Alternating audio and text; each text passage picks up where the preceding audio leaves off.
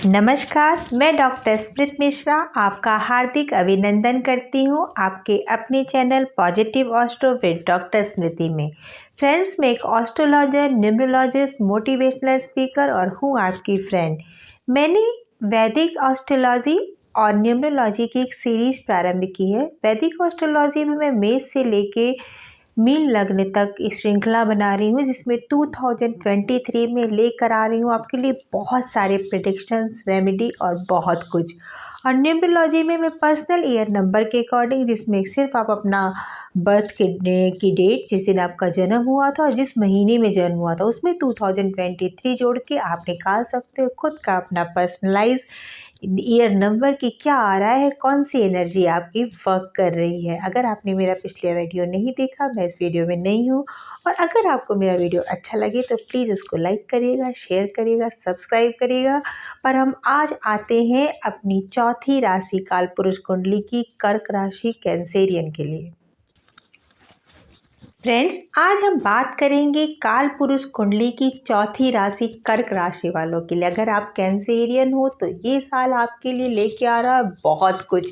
कैसे पता चलेगा कि आप कर्क लग्न या कर्क राशि वालों हैं? तो इसके लिए सबसे पहले देखिए, जब भी अपना हॉरोस्कोप निकालेंगे तो पहले नंबर पे अगर 4 लिखा है तो आपका जो लग्न है वो कर्क है, कैंसेरियन हो आप।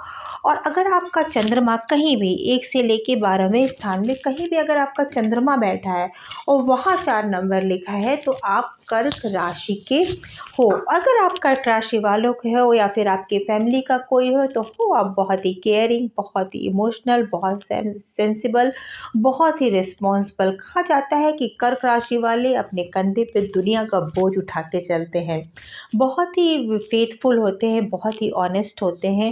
ये किसी भी रिलेशन में हो, चाहे वो मदर हो, चाहे वो सिस्टर हो, चाहे आपकी डॉटर हो, चाहे आपकी गर्लफ्रेंड हो, आपकी वाइफ हो, वो ये बहुत ज़्यादा फेथफुल होते हैं। अगर कोई कैंसेरियन है तो आप इजीली उन पर ट्रस्ट कर सकते हो। लेकिन ये जितने इमोशनल होते हैं उतने मूड स्विंग्स भी इनका बहुत ज़बरदस्त होता है। अगर आप इनको विश्वास दिला दो कि आप उनसे बहुत प्यार करते हो तो आप उनसे बहुत कुछ ले सकते हो। लेकिन अगर वो हर्ट हो गए या फिर अगर वो बहुत ज़्यादा, अगर आपने उन्हें हर्ट कर दिया या फिर आप बहुत प्रैक्टिकल हो तो इनसे आपकी बननी थोड़ी मुश्किल होगी।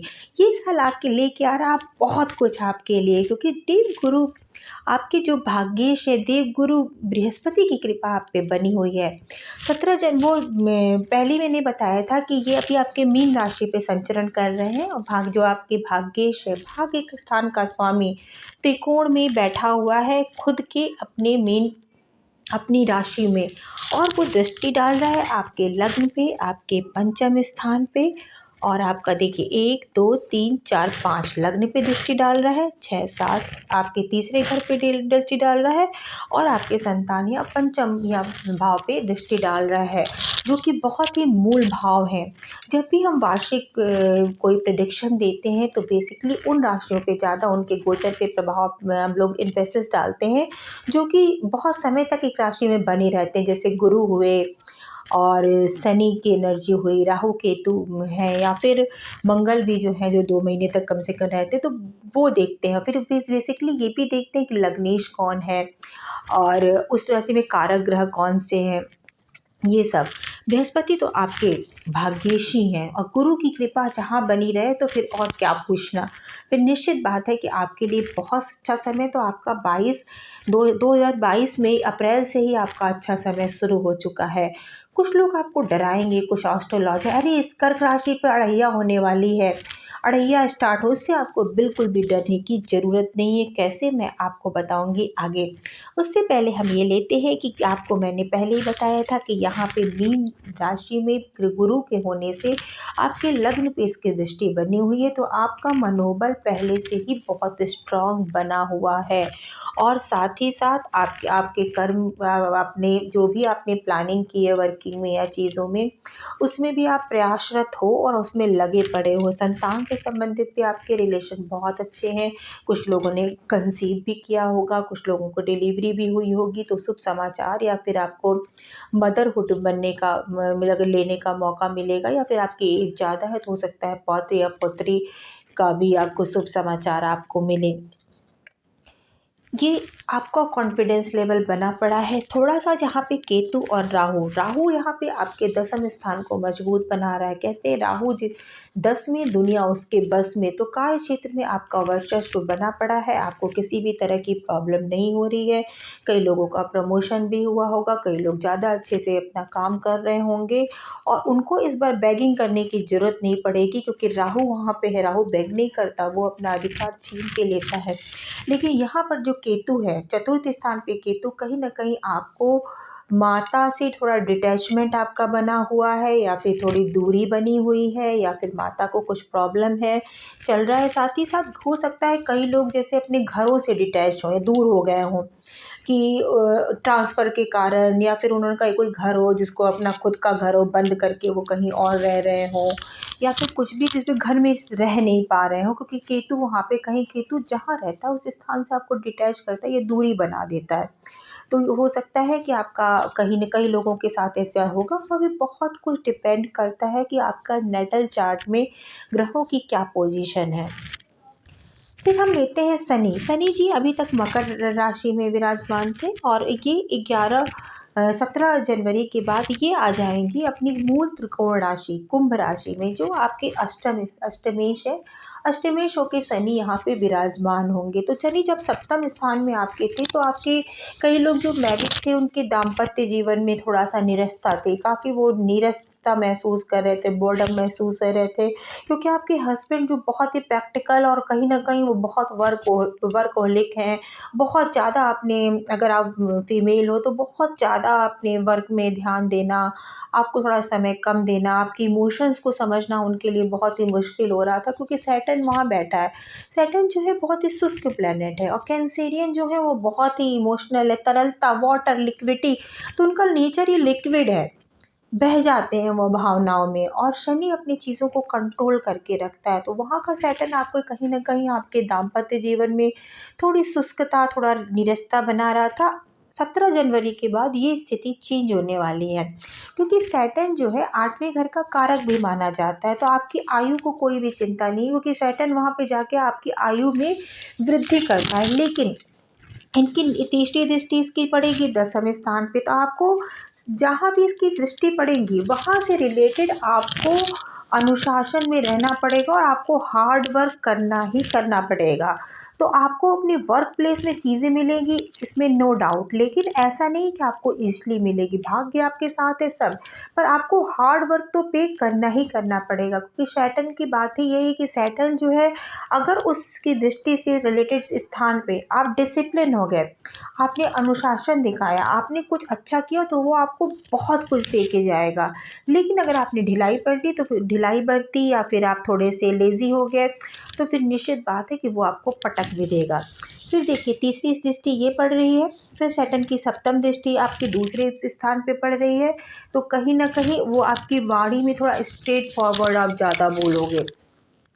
आपको जो दिखेगा आप स्ट्रेट फॉरवर्ड बोल दोगे, तो कई लोगों से हो सकता है आपके रिलेशन भी ख़राब हो, लेकिन आप गलत नहीं बोलोगे, जो आपको सही लगता है आप बोलोगे और चूँकि 5वीं राशि में थोड़ा एग्रेशन के साथ आप बोलोगे। लेकिन धन से संबंधित आपके जो चीज़ें हैं वो भी आपके बने रहेंगे, इसमें कोई दिक्कत नहीं है।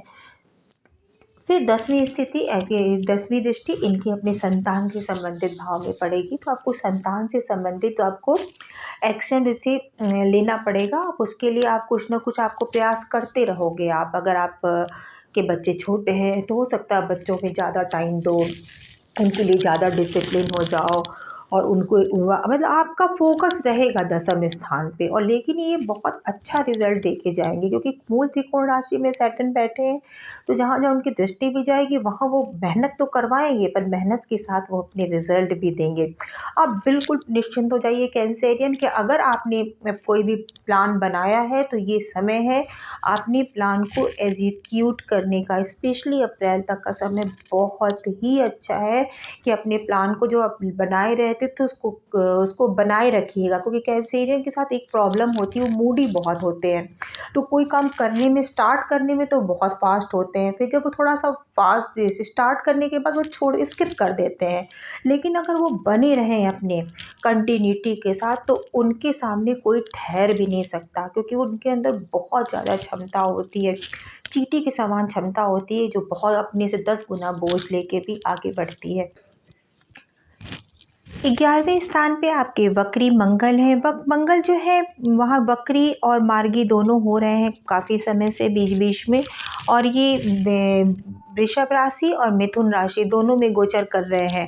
दोनों ही स्थान पे इसका प्लेसमेंट आपके लिए अच्छा है, क्योंकि मंगल जो है आपके 10वें स्थान के स्वामी हैं और आपके 5वें स्थान के हैं। तो मंगल आपकी कुंडली में काफ़ी इंपॉर्टेंट रोल प्ले करते हैं। और अगर ये लाभ स्थान में है तो आपको कहीं ना कहीं बड़े भाई बहनों से बड़े भाई बहनों से, स्पेशली भाई से आपको लाभ मिलेगा। इस समय कुछ बना रहेगा उनके साथ आपका अच्छा संबंध, और समाज में भी कुछ ऐसे जो दबंग टाइप के लोग हैं उससे भी आपको प्रॉफिट मिलेगा। और जब मंगल यहाँ पे मार्गी होंगे जिस समय, तो उसके आपके काम भी बनने लगेंगे, आपके फ्रेंड सर्किल से भी आपको लाभ मिलेगा। राहु की स्थिति अगर हम लोग देखें तो सबसे पहली बात कि गुरु जो है वो 22 अप्रैल के बाद अपना राशि परिवर्तन कर लेंगे। ये आपके भाग्य स्थान से आपके कर्म स्थान की तरफ मूव करेंगे।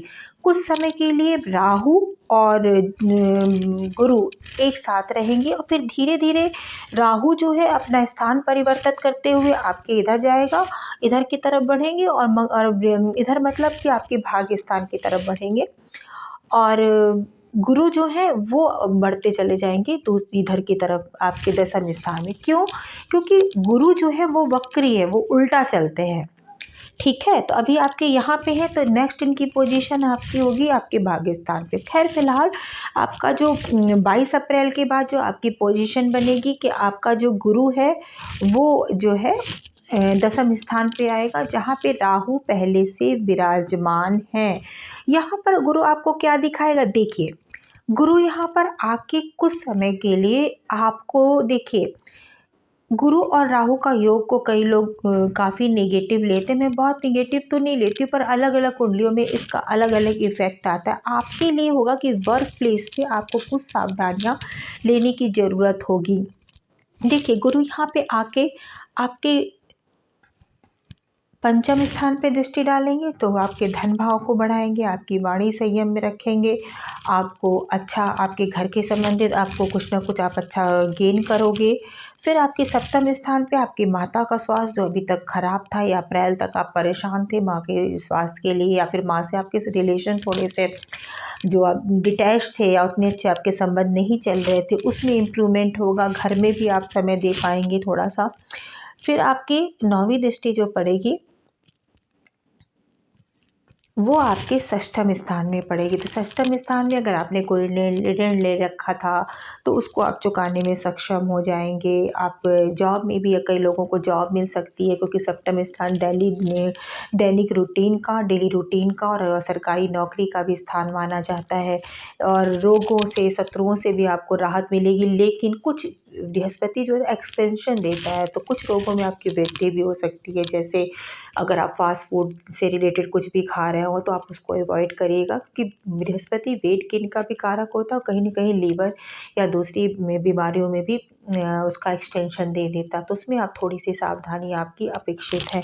एक और सावधानी आपको करनी है कि जब तक गुरु और राहु साथ हो तो आप थोड़ा ध्यान रखिए कि वर्क प्लेस में आप एक्स्ट्रा मैरिटल अफेयर या फिर ऐसे लोगों से थोड़ा सा डिफेम होने से बचिए, क्योंकि हो सकता है कैंसेरियन आप हो इमोशनल व्यक्ति, आप हमेशा देखिए आपका अच्छा समय चल रहा है, पर आप जिसके साथ हो या फिर मे बी आपका जिससे आप प्यार करते हो वो उतना आपके लिए अच्छा नहीं है, या फिर अच्छा है भी तो कुछ ऐसी परिस्थितियां बनी कि इसके वजह से आपको डिफेमिंग मिल रही है। तो वर्क प्लेस में तो स्पेशली आपको इस बात का बहुत ध्यान देना है। कई लोगों के साथ ये भी होगा कि वो जो है मतलब इंटर कास्ट या फिर इंटर रिलीजन जो है किसी रिलेशनशिप में बंधे और उसका बहुत सारे लोग बहुत ज़्यादा अपोज करें, ये भी हो सकता है। कुछ ये भी हो सकता है कि ज़बरदस्ती का र्यूमर्स या फिर भ्रम राहु फैलाता है तो कुछ फैले, या फिर आप जो है अपने आप को भूल के आप सामने वाले की मदद करने में लगे और डिफेमिंग अपनी मोल ले, तो थोड़ा-सा आपको प्रिकॉशन लेना है स्पेशली वर्क फील्ड में,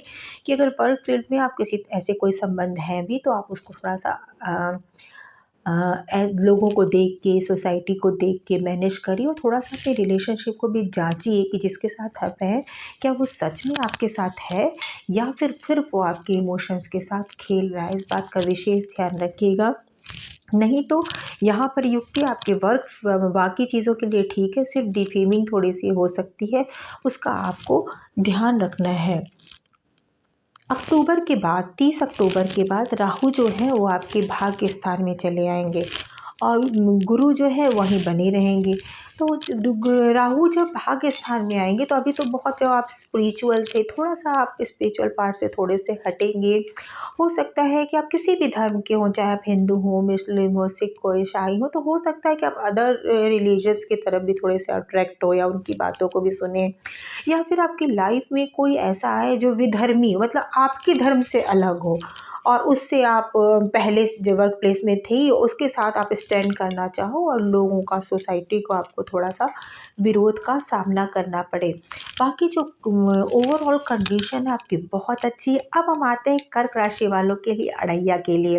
अड़ैया देखिए, चंद्र राशि के हिसाब से ही देखा जाता है, तो सिर्फ लग्न के हिसाब से अड़ैया का कोई मतलब नहीं है कि लेकिन अगर आपकी राशि कर्क है, जहाँ 4 नंबर लिखा है वहाँ चंद्रमा है, तो एक बात का विशेष ध्यान रखिएगा कि लोग आपको डराएंगे। अड़ैया है, 2.5 साल बहुत प्रॉब्लम वाला है, आपको बहुत परेशानी, आपको बिल्कुल भी डरने की ज़रूरत नहीं है, क्योंकि आपका जो ये गोचर होगा आपके अष्टम स्थान से होगा। अष्टम स्थान जो है वो ट्रांसफॉर्मेशन का स्थान है, तो आपको कहीं ना कहीं, एक तो आपकी आयु में वृद्धि करेगा, आपको ट्रांसफॉर्मेशन देगा। हो सकता है कि आपको अभी तक जो आप लाइफ लेसन सीख रहे थे, उस लेसन को सीख कर या फिर आपके साथ जो भी हुआ निगेटिव, उसको देखने के बाद आप अपने हार्ड वर्क के द्वारा अपने आप को पूरी तरह से आप चेंज करने में समर्थ हो। कुछ राशियाँ देखिए जन्मजात स्पिरिचुअल होती ही होती हैं, उसमें कर्क राशि भी एक है। आध्यात्मिकता तो इनमें होती ही होती है, क्योंकि गुरु जो 4 नंबर में ही उच्च का होता है,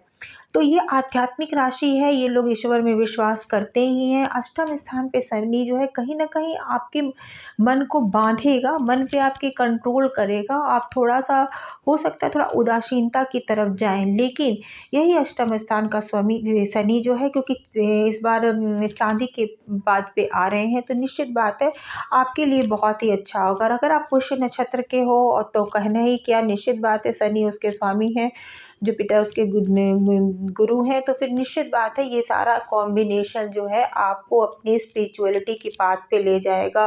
अकल्ट में आपका इंटरेस्ट है तो उसमें लेकर जाएगा और आप बहुत ही अच्छा करोगे।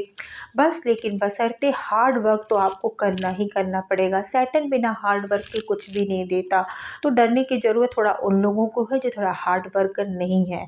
बाकी लोग बिल्कुल ही रिलैक्स हो जाएं, क्योंकि इनके हार्ड वर्क का रिजल्ट मिलने का समय आ गया है। और भी मैं कुछ रेमेडी बताना चाहूँगी कि कर्क राशि वाले क्या करके इस साल को और भी अच्छा बना सकते हैं।